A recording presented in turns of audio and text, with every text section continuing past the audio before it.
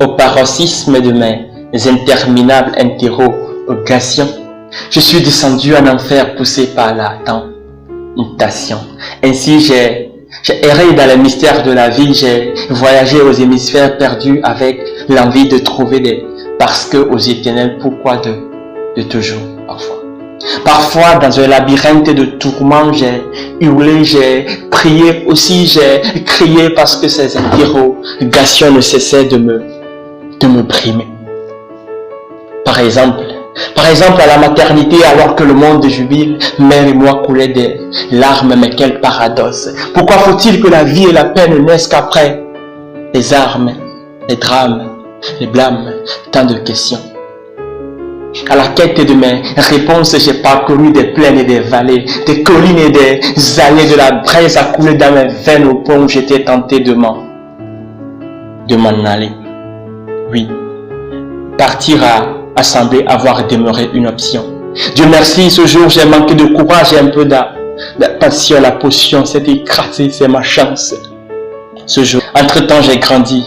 Oui, j'ai grandi et j'ai voulu cueillir la fleur, mais hélas, la rose était couverte d'horreur. Vous imaginez?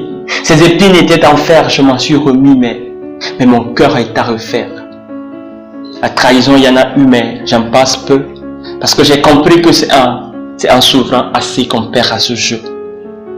Mais aujourd'hui, si je vous parle de mes pourquoi et comment, ce n'est plus à cause de parce que non, mais c'est juste pour que vous compreniez qu'il est peut-être nécessaire de savoir, mais que le plus important c'est de voir à travers ses joies et ses peines, ses pleurs et ses sourires que la vie n'est pas une équation à résoudre, mais un mystère à accepter.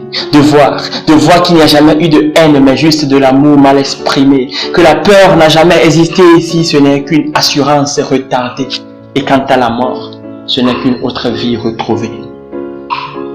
Au paroxysme de mes interminables interrogations, j'ai erré dans les mystères de la vie, voyagé aux hémisphères perdus avec l'envie de trouver des parce que aux éternels pourquoi de toujours.